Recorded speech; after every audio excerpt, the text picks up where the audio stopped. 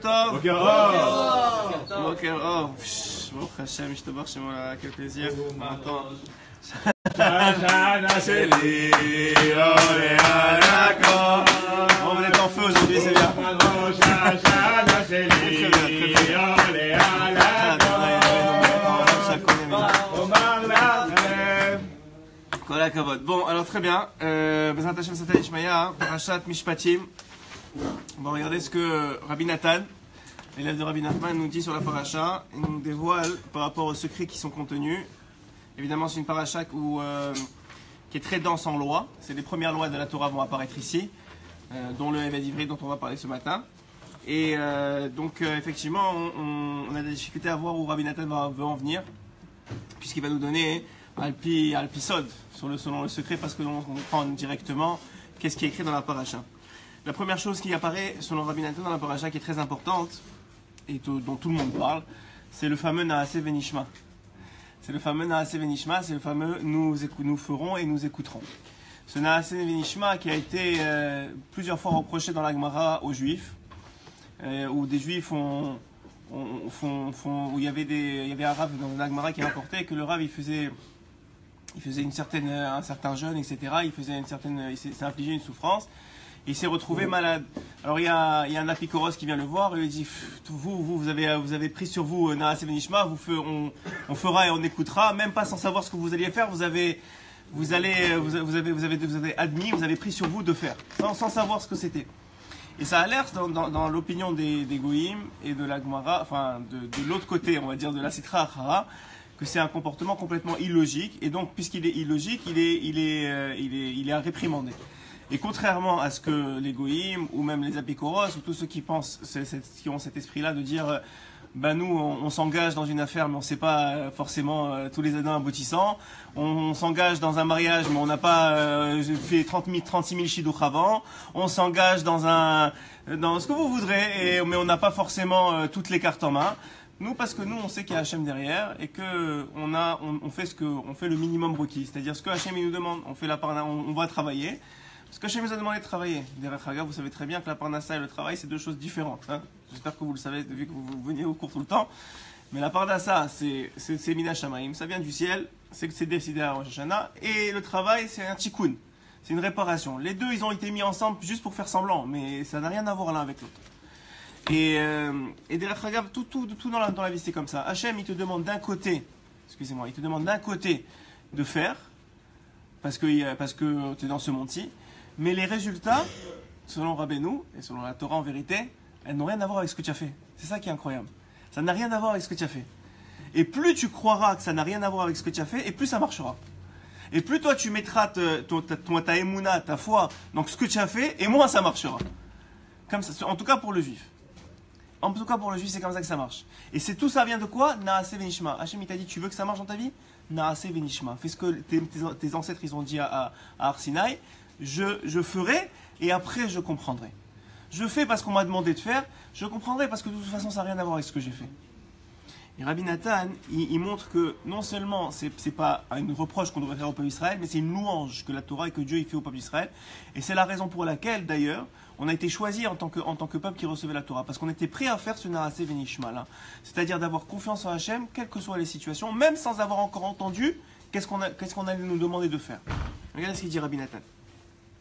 Chez Igdim ou Naaseh les Nishma, alors ils ont précédé le Naaseh avant le Nishma, donc ils ont précédé nous ferons, avant littéralement nous écouterons, même si selon Rashi et d'autres explicateurs, le nous écouterons, c'est nous comprendrons. Okay, ça pourrait être expliqué, nous comprendrons ou nous écouterons.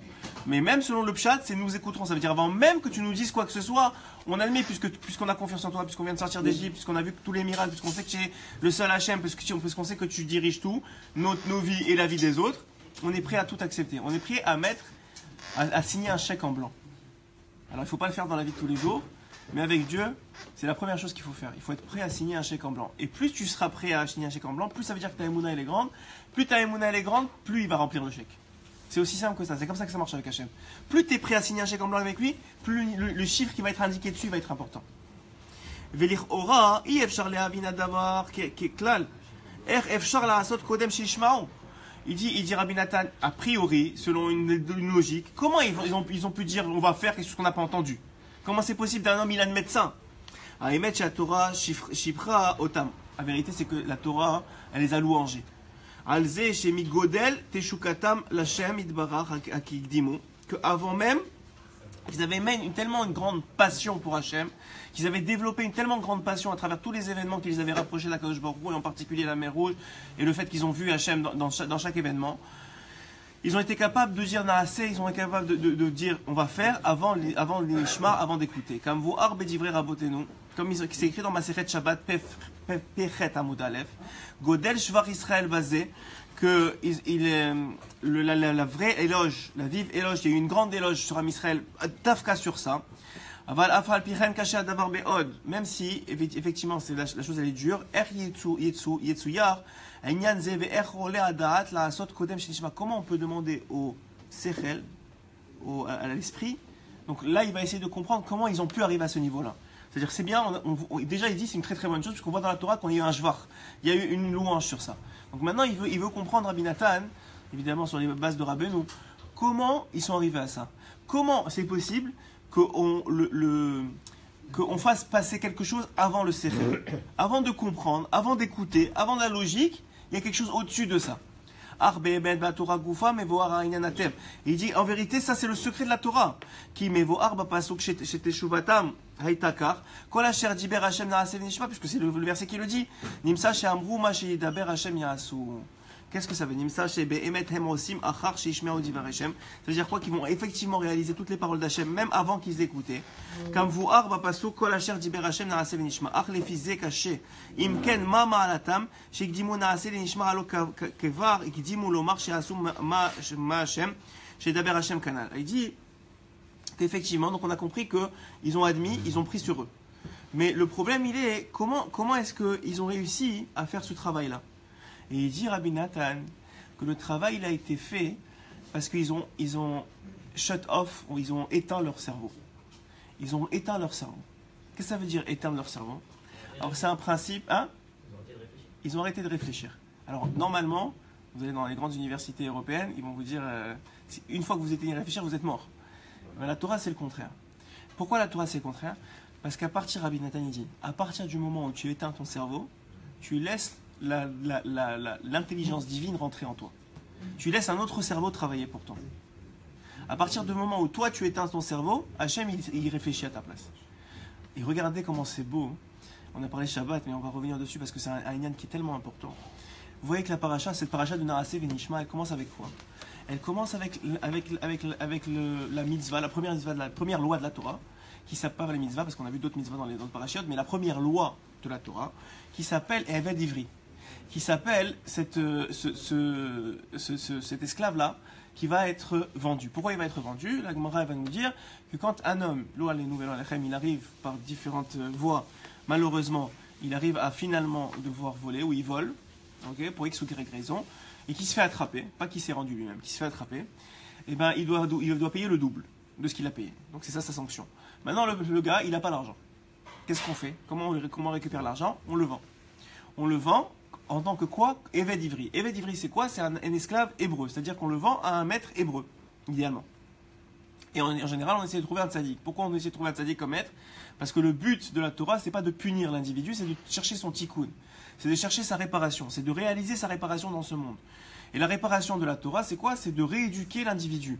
Donc plus le maître à qui il va être vendu, il va être quelqu'un de sage et de tzaddik, plus il va montrer un exemple positif à cet individu-là, va l'éduquer, parce que visiblement s'il arrive à voler, c'est que l'éducation, il y a eu un problème dans son éducation et dans l'exemple qu'a montré ses parents ou les gens autour de lui ou son environnement, donc on va le rééduquer, et par cette rééducation, on espère, Bezrat Hashem, ce qui arrive le plus souvent, de quoi? De réinsérer l'individu, exactement, qu'il redevienne un individu normal et qu'il réapprenne à vivre normalement sans avoir besoin de fauter, ce qui est complètement l'opposé du milieu carcéral aujourd'hui dans les milieux européens, ou autres d'ailleurs. Le principe il est complètement différent. Le principe de la Torah, à chaque fois, vous verrez dans chaque situation, et la Gemara pose plein de fois la question. Par exemple, dans la Maseret Makot, n'est-ce pas Yosef? Dans la Maseret Makot, c'est écrit comme ça. C'est écrit que lorsqu'un homme, je vous donne une autre loi, c'est lorsqu'un homme il tue par inadvertance. Par exemple, vous avez un bûcheron, ouais, il est en train de couper du bois et il s'est pas rendu compte et la lame, elle s'est détachée de son porteur de bois, quoi, de son bâton. Donc, et elle est arrivée où? Sur la tête d'un autre gars à 300 mètres de là. Et elle l'a tué. Donc qu'est-ce qu'il a fait? Ça s'appelle tuer par inadvertance. Donc cet individu, qu'est-ce qu'on lui fait? On l'envoie à Rémiklat, tu as raison. On l'envoie en ville de refuge, qui sont les villes des Lévi'im. Encore une fois, c'est des villes de Tzadikim, puisque les Lévi'im, c'est ceux qui représentaient la Torah à l'époque, c'est ceux qui étudiaient la Torah. Donc on les envoie d'Afka là-bas pour qu'ils réapprennent à se comporter correctement. Encore une fois, c'est le même principe. Et maintenant, la Gemara, elle dit, mais je comprends pas. Lui, il a tué par inadvertance, il va en ville de refuge. Et celui qui a tué vraiment, pourquoi on l'envoie pas en ville de refuge? Lui aussi devrait être puni. Et la Gemara, elle dit que celui qui a tué vraiment, on n'est pas puni dans ce monde-ci, il est chayav mit en haut. Mais pourquoi on ne l'envoie pas en ville de refuge? La Gemara répond, hein? Exactement. La Gemara, elle répond que c'est pas suffisant pour lui. Même si on l'envoyait en ville de refuge, son tikkun ne serait pas fait. À quoi ça sert de l'envoyer? Son tikkun ne sera fait qu'en haut. C'est tellement grave ce qu'il a fait qu'il est chayav mit en haut. On peut même pas s'occuper de lui en bas. À part évidemment s'il y a 2 témoins, etc. Mais hein? Il y a un risque de récidive. C'est pas seulement une question de récidive, c'est que le tikkun, il peut pas être fait. Le but des sanctions de la Torah, entre guillemets, si on peut les appeler des sanctions, c'est de ramener l'individu sur un derrière où il sera complètement propre, où la faute va être complètement oubliée, où il repart de nouveau. C'est le principe de la tchouva, c'est-à-dire que tout le principe il est de trouver une solution pour l'individu pour réparer ses fautes. Et donc, on voit que effectivement tout ça, c'est sur une base qui est fondamentale. Tout ça n'est vrai seulement si on arrive à faire que celui qui est au-dessus de nous, c'est pas un homme, c'est pas un patron, c'est pas quelqu'un qui nous dirige nos vies, c'est Hachem lui-même. Et ça, on l'apprend d'où? On l'apprend au début de la paracha. Le début de la paracha avec le Eved Ivri. Celui qui est Eved Ivri, c'est quoi la loi? C'est qu'il doit être libéré à la Shemitah, à la 7e année. Rabbi Nathan, il rentre beaucoup dans le détail. Pourquoi il doit rester 6 ans et la 7e année, il doit être libéré? Parce qu'il explique, et c'est très beau, je vous le dis en dehors des mots, mais c'est très beau à comprendre, c'est que Rabbi Nathan, il explique que la raison pour laquelle un homme il faute, c'est qu'il est sous l'emprise du temps. C'est quelque chose de très philosophique, ça. Quelqu'un qui n'est pas sous l'emprise du temps, il ne peut pas fauter, dit Rabbi Nathan. D'où on le sait, de Shlomo HaMelech. Shlomo HaMelech, il dit, et Rabbi Nahum il rapporte, qu'un individu, il ne faute que parce qu'il pense qu'il est éternel. Que parce qu'il pense qu'il est au-dessus du temps, que le temps ne l'affecte pas. Donc à partir du moment où il est là, il rentre dans l'esprit du temps. Quoi? Quand il est en train d'étudier, il pense à manger. Quand il pense à manger, il pense à faire ça. Il est toujours sous les désirs du temps. Il est sous la loi du temps. Mais quelqu'un qui est au-dessus du temps, lui, il n'est pas capable de fauter parce qu'il voit l'éternité. Il voit la raison pour laquelle il est venu. Il voit le Olam Haba, il voit la fin, il voit déjà la finalité, il voit déjà le but à atteindre. Donc la faute ne l'affecte pas.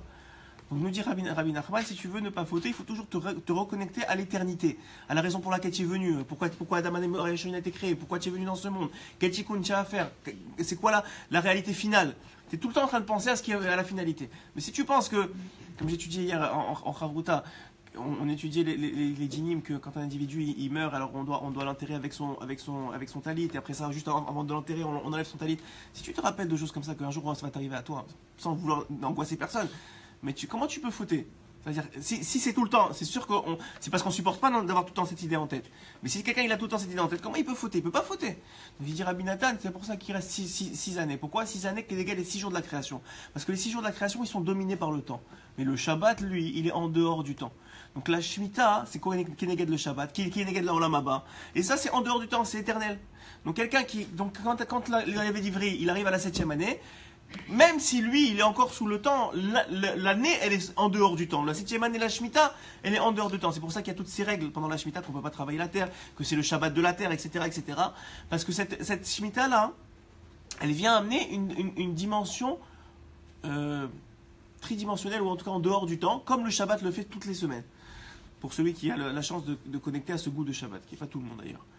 Et c'est la raison pour laquelle aussi Shabbat, on nous demande de ne pas intervenir dans la matière, parce que la matière elle est soumise au temps. Donc nous, on est censé ne pas intervenir dans cette matière-là.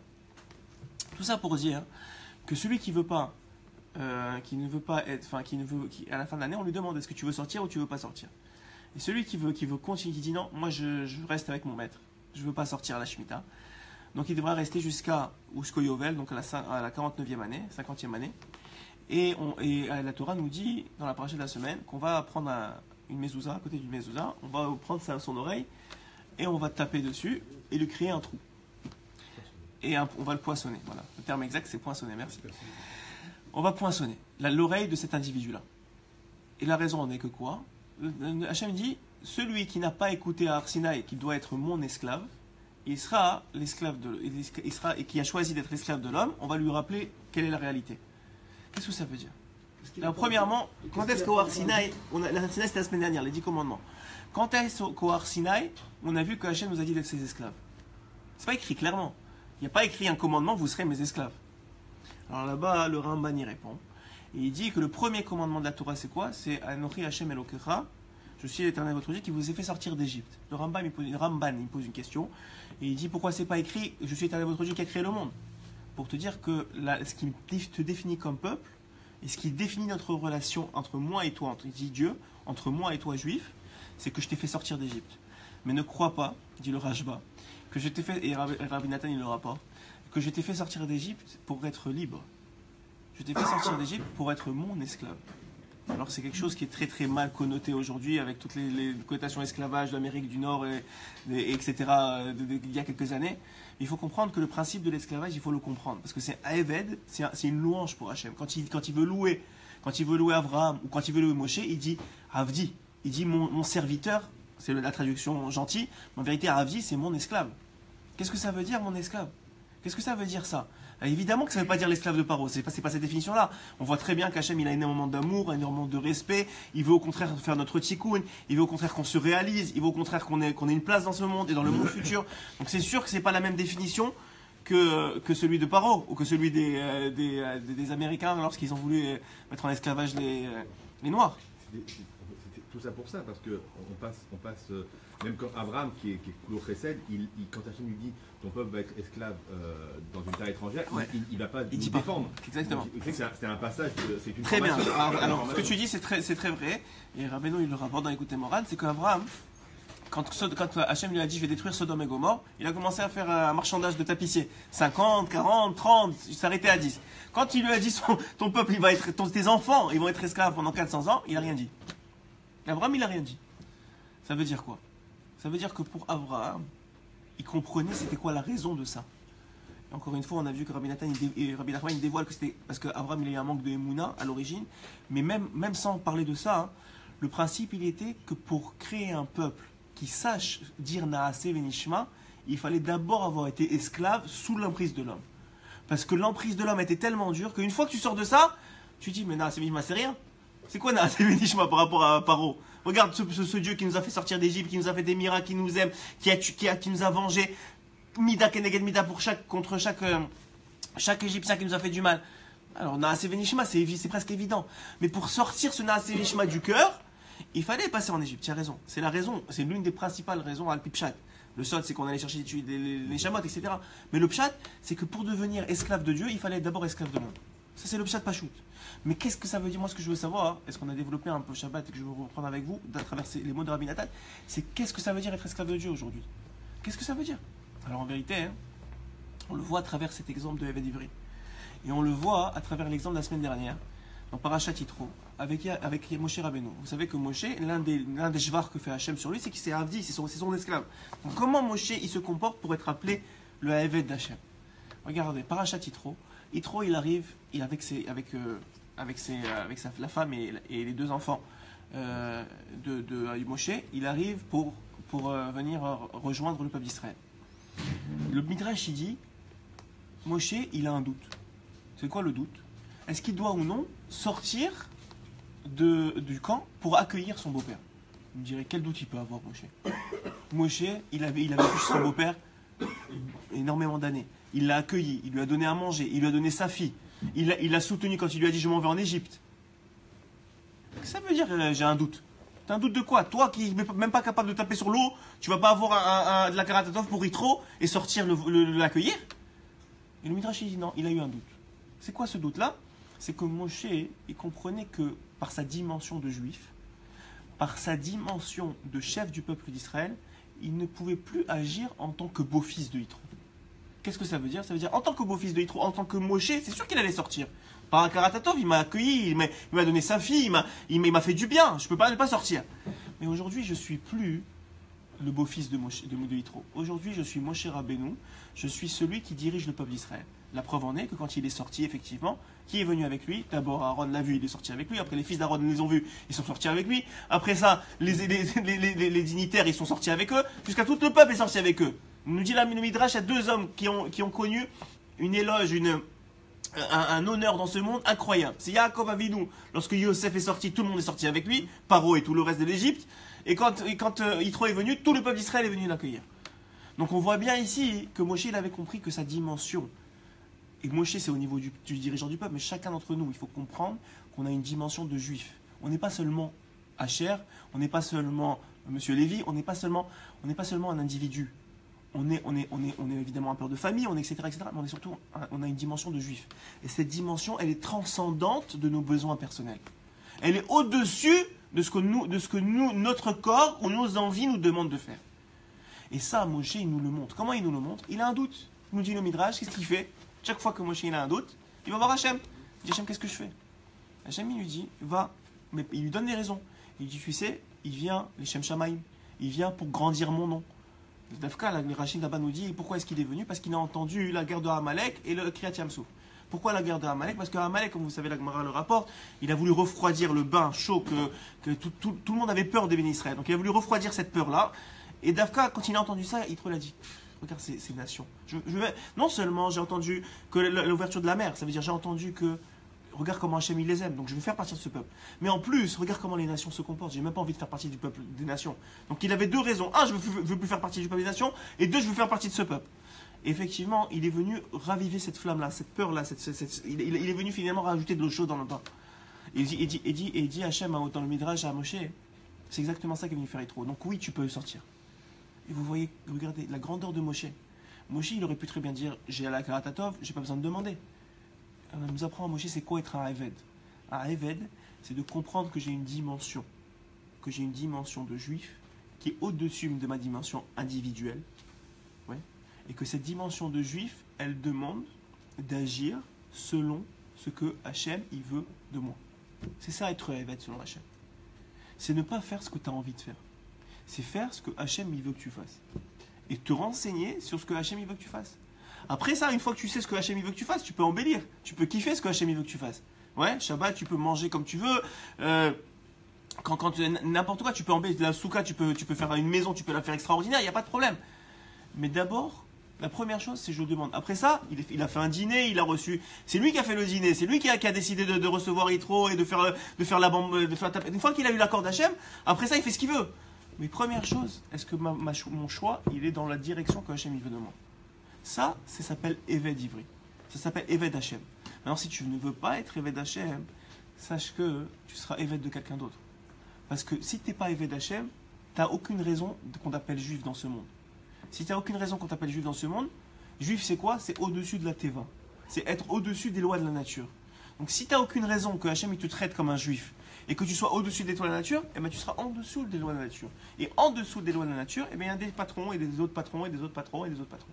Et c'est ce qu'on appelle avec le Eved Ivri. Le Eved Ivri, il a choisi d'avoir un maître. Il lui dit Hachem, t'as oublié que je t'ai dit que c'est moi qui t'ai sorti d'Égypte. T'as oublié que je t'ai dit que tu n'auras pas d'autre Dieu que moi. T'as oublié que c'est moi que je t'ai sorti parce que tu dois être mon esclave. Ok, bah très bien, vas-y. Serre-toi. Comme il a rapporté Rav Mashiach un jour, une très belle histoire, il a dit... Je pense qu'il avait entendu en yeshiva à l'époque, il avait beaucoup motivé. Et il a raconté dans la voiture, toi tu dormais. il a dit comme ça. Il a dit comme ça. Il a dit à Mashiach, il y avait un capitaine de bateau qui était donc marchand. Et donc son travail à l'époque, c'est quoi? C'est d'aller de pays à un autre pays, de ramasser des marchandises avec l'argent qu'ils avaient récupéré, d'acheter des marchandises, de mettre dans le bateau, de revenir chez eux et de revendre des marchandises. Ça, c'est le principe des marchands à l'époque. Encore aujourd'hui, c'est un peu comme ça, mais ça, j'utilise Internet, t'as pas besoin de prendre le bateau. Mais le principe, il est un peu comme ça, n'est-ce pas? Donc, il a dit, il est arrivé dans un pays, il a rempli la marchandise jusqu'à rabord, il a dépensé tout ce qu'il avait besoin de dépenser, il avait plus d'argent, il était sur le point de repartir. Il prépare donc son bateau pour le lendemain. Tous les matelots vont dormir, et pendant la nuit, ils se réveillent le matin, plus de marchandises. Il n'y a plus de marchandises dans le bateau.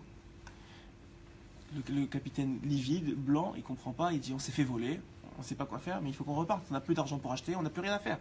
On peut plus rien faire. On n'a pas d'argent pour acheter de la marchandise, on n'a pas de, comment on appelle ça, on n'a pas de choix que de rentrer chez nous. Donc je suis désolé, mais il faut qu'on rentre. Alors les matelots qui ont travaillé tellement dur pour avoir un peu d'argent, etc., ils voient bien qu'ils se sont fait voler, que c'est pas la faute du capitaine. Ils disent bon très bien, on va rentrer. Il dit le capitaine, mais on ne peut pas rentrer tout de suite. Il dit pourquoi on ne peut pas rentrer tout de suite? Notre famille nous attend, pourquoi on ne peut pas rentrer tout de suite? Et il dit parce que si on avance avec le bateau vide, il va déséquilibrer. Le bateau, il a besoin d'un certain niveau de poids pour gérer. Il dit alors qu'est-ce qu'on fait?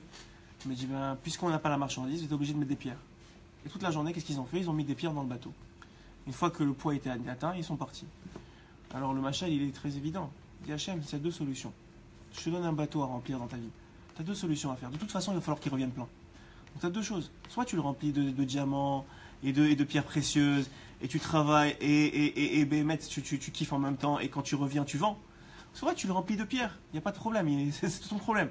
Si tu veux pas, comme elle dit la Gemara, elle dit quelqu'un qui fait Ol Malchut Shamaim, qui prend sur lui le Ol Torah, Ol Malchut Shamaim, le joug de la Torah, le joug de la Shamaim, on lui enlève Ol Derech Eretz. Ça veut dire quoi Ol Derech Eretz? Ça veut dire le joug de tout ce qu'il y a à faire. Des loyers, du business, des problèmes avec les enfants. On lui enlève. Plus tu es dans la Torah, plus on t'enlève. Mais le principe, il est dans la Na'aseh V'nishma. Le principe, il est simple. Tu prends Hachem comme ton maître, et ben il s'occupe de toi. Et en plus, tu as un Sahar. C'est le meilleur payeur du monde. Ou bien tu prends pas Hachem comme ton maître, tu dis moi je veux un autre maître. Et tu restes là-bas et tu sors de toute façon au bout d'un 50e année, mais sans rien. Tu sors sans rien. Donc non seulement tu as travaillé comme un chien, non seulement tu as fait n'importe quoi de ta vie, et en plus, tu sors avec des pierres qui sont invendables et qui pèsent du poids et tu as travaillé gravement. Et ça, c'est le principe de toute la vie. Sachez que ce principe de Na'aseh V'nishma, pourquoi il y a une tellement grande louange? Parce que c'est le principe même, du principe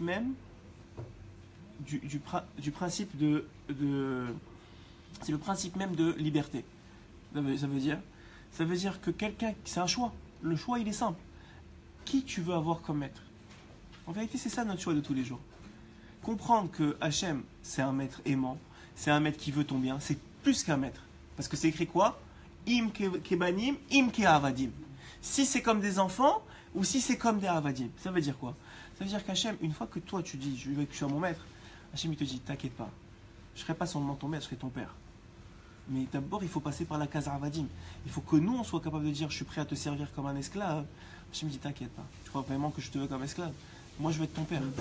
Ça veut dire quoi ton père? Ça veut dire, je veux t'éduquer, je veux que tu grandisses, je veux que tu arrives à quelque chose, je veux que tu deviennes quelqu'un. C'est ça être un père. Donc en vérité, le principe, il est fondamental.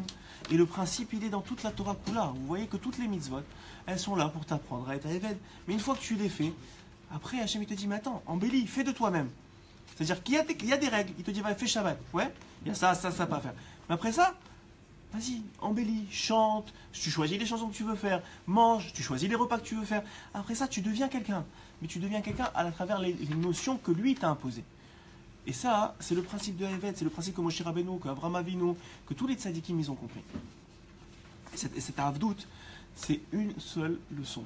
C'est de ne pas penser par soi-même.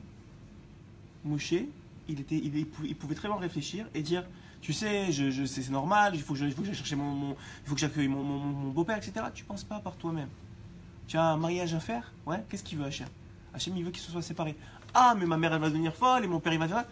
Qu'est-ce qu'il a dit Hachem? Hachem, c'est ce qu'il veut. Toi, tu choisis ce qu'il veut. Après ça, il s'occupe du reste. C'est écrit dans la Torah, 5e commandement, ce qu'on a vu la semaine dernière. 5e commandement, tu respectes Kivud Avayim, tu respectes ton Père. Ani Hachem, je suis ton Dieu. Pourquoi je suis ton Dieu? Parce que d'abord, je suis ton Dieu, et après, tu respectes ton père et ta mère. Et ça, c'est le vrai dans toutes les mitzvot. Toutes les mitzvot, il y a un principe fondamental, c'est que la raison des mitzvot, elles sont des mitzvot, elles sont appelées des mitzvot, elles sont faites comme des mitzvot, si on les fait parce que Hachem nous l'a demandé. Si c'est pas parce que Hachem il nous l'a demandé, vous le faites parce que le principe d'Atzlaka par exemple, ouais. Le principe d'Atzlaka, si vous le faites parce que vous avez pitié, ça s'appelle pas une mitzvah. Ça s'appelle parce que vous avez pitié.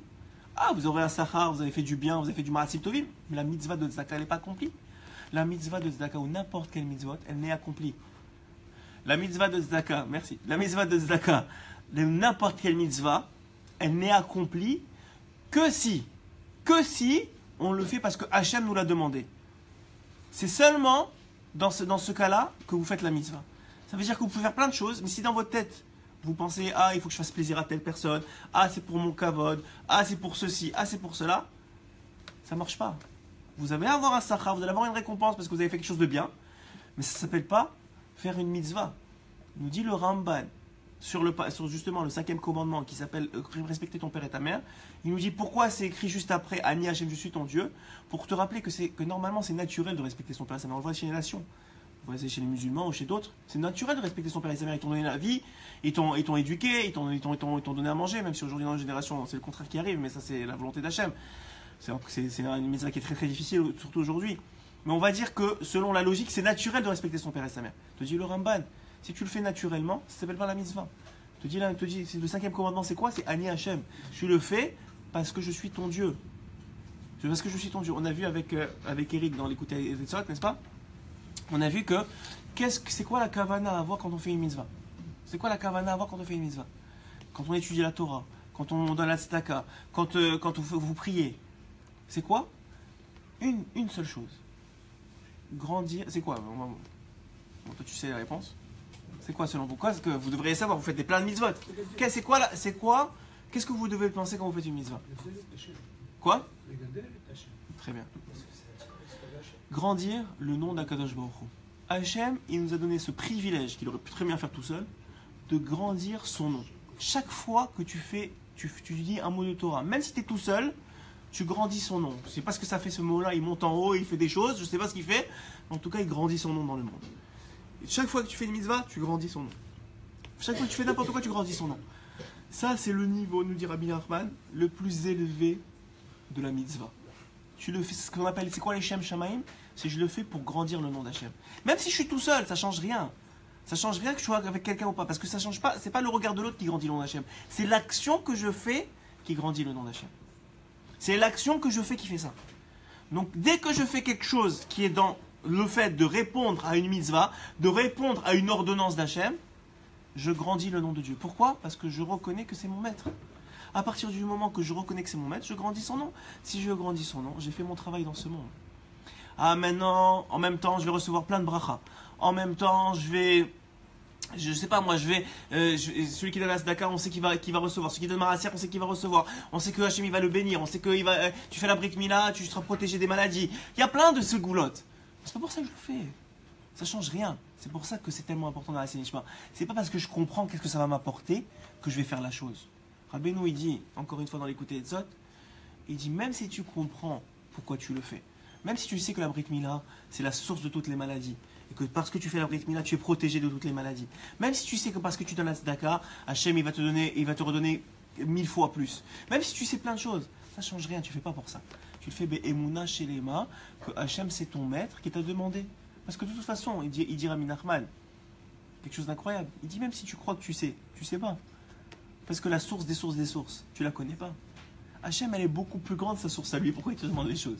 Toi, tu peux comprendre selon la Piteva, selon ce monde-ci. Tu vas, tu fais, tu reçois, tu te réveilles le matin, tu auras une bonne journée, tu fais net, comme elle dit la Gemara. Celui qui fait net, il ne perdra pas d'argent dans la journée. Ouais? Perdra pas, ça ne veut pas dire qu'il gagnera moins. Perdra pas. D'accord? Donc très bien, donc tu l'écris. Maintenant que celui qui fait net pour ça, c'est un niveau. Et celui qui fait net parce que Hachem, il a dit c'est la meilleure chose pour toi. C'est ça que je te demande. Parce qu'il veut faire plaisir, il veut faire grandir le nom d'Hachem. Évidemment que c'est un autre niveau, c'est évident. Regardez une des mitzvot qui est demandée dans la paracha, qui rapporte ce principe-là. C'est la mitzvah de Im kat kesef talve et ami. Si tu prêtes de l'argent à mon peuple. Vous savez qu'il y a une mitzvah de prêter de l'argent à son prochain. Ouais. Le principe, il est, la Gemara, elle dit, dans Maseret Makot, que celui qui prête l'argent à son prochain, alors c'est une mitzvah.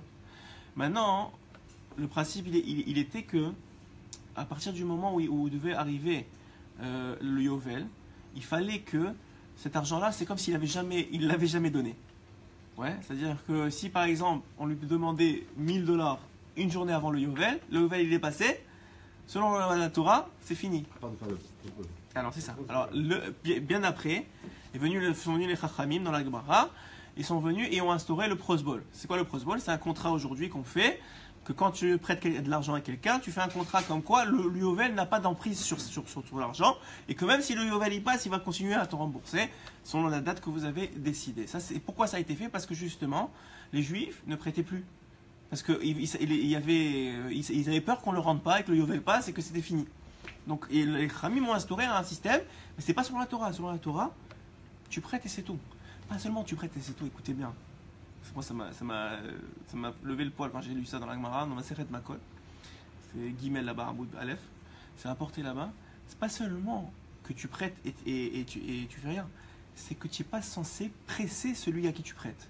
C'est-à-dire, si tu sais que ça arrive dans une semaine, l'échéance, ouais, et que le gars, il t'a toujours pas payé, et ben, tu n'es pas censé l'appeler. Et lui dire, écoute, tu me dois tant et tant. C'est incroyable. Pas seulement ça, si tu sais qu'il l'a pas, tu n'es pas censé lui faire honte. T'imagines? Pour tout ça, pourquoi? Pourquoi tu ferais tout ça? Quel gars il ferait ça? Attends, la banque, tu vas chez les goyim, la banque 3 mois avant elle te dit c'est bientôt votre échéance, vous n'avez pas payé, et dans 2 jours il faut payer, ils vous rendent fou. Et toi tu prêtes de l'argent et tu l'oublies, presque. Tu l'oublies, tu fais confiance et il va te le rendre au moment où il va te le rendre. Et s'il l'a perdu, ben t'attends. Attends, c'est incroyable, c'est quoi la logique derrière? La logique c'est que quand tu as fait la mitzvah, tu l'as fait pour la mitzvah. La mitzvah c'est déjà une récompense en soi. Le fait qu'il te le rende ou pas, c'est du plus. Il va te le rendre, évidemment que c'est la mitzvah qui te le rende. La mitzvah elle sera complétée quand il va te le rendre. Mais c'est Hachem qui décide. Donc c'est un niveau de Emouna est tellement grand. Imaginez le gars qui prête de l'argent à son prochain et il n'a pas le droit de lui dire quand est-ce que tu me les rends. Vous en avez un contrat, on a un contrat. C'est pas quand est-ce que tu me les rends. Moi, Shalom qui nous dit qu'apparemment, il aurait dû dire que si tu vois ton débiteur, tu changes de trottoir pour ne pas le mettre mal à l'aise. C'est pas la Gemara qui dit ça, mais Chachamim ils ajoutent à quel point Kavod Abriot c'est important, à quel point le respect de l'autre il est important, ce qui est fou quand même, quand tu penses, c'est complètement fou. Que si tu le vois dans un trottoir et qu'il va avoir honte de te voir parce qu'il n'a pas l'argent, on parle de quelqu'un que vraiment il est rendu pauvre, il a fait faillite, quelque chose de grave quoi, okay, on ne parle pas de n'importe qui fait exprès. Quelqu'un que Béhémet il voudrait te rendre, il n'a pas pour l'instant, mais tu sais que c'est quelqu'un de bien qui va te rendre. Alors tu serais, à quel écart tu serais presque obligé de changer de trottoir pour ne pas lui faire honte, pour pas qu'il te voie et qu'il pense à cet argent-là qu'il doit te rendre et qu'il se sente mal de ça. T'imagines à quel point la Torah te demande. Alors regardez ce qu'il dit Rabbi Nathan. Regardez. De la même façon. Pourquoi est-ce qu'il faut faire ça? Parce qu'en vérité, quand tu fais ça, tu imites Hachem. Pourquoi? Qu'est-ce qu'il fait Hachem? En quoi il prête Hachem? Regardez. De la même façon que Hachem, avant le don de la Torah, c'est quoi qui faisait tenir le monde? Il n'y avait pas la Torah, il n'y avait pas les mitzvot, il n'y avait pas l'étude de la Torah. Depuis que l'étude de la Torah, donc depuis l'étude de la Torah, il y a les mitzvot, etc. qui permettent sur la Torah, elle tient le monde. Ouais, sur l'étude de la Torah, comme ça dit la Gemara, sur l'étude de la Torah, elle tient le monde. Mais avant l'étude de la Torah, qu'est-ce qu'il y avait? Sur le chesed. Mais quel chesed? Tout le monde croit le chesed d'Abraham, de Yitzhak, de Yaakov. Eh bien, Rabbi Nathan dit non, le chesed d'Hachem. Sur le chesed d'Hachem à Olam Yibane. Ça veut dire quoi? Que Hachem il te prête, il sait pas quand tu vas rendre, il sait que tu vas rendre. Même si c'est jusqu'à ma chère, tu vas rendre. Tu vas faire tchouva, tu vas rendre. Mais jusque-là, qu'est-ce qu'il fait? Il continue à te prêter, il te prête. Il te rappelle même pas que tu lui donnes l'argent. Il te rappelle même pas que tu lui donnes l'argent. Ce qu'il dit Rabbi Nathan.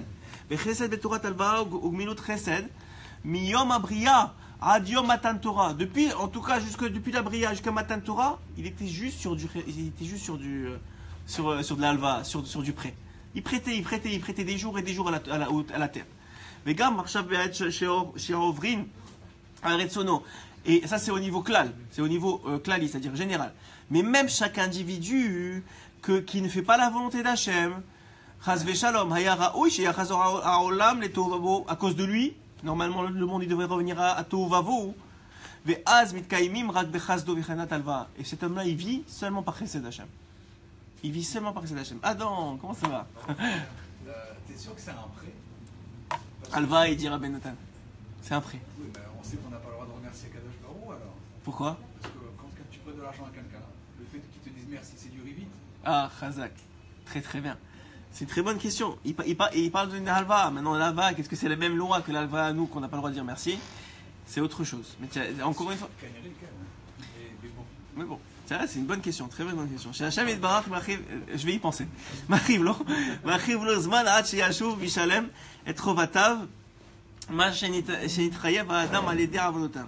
Il dit que la bonté d'Hachem, elle est tellement grande qu'il attend.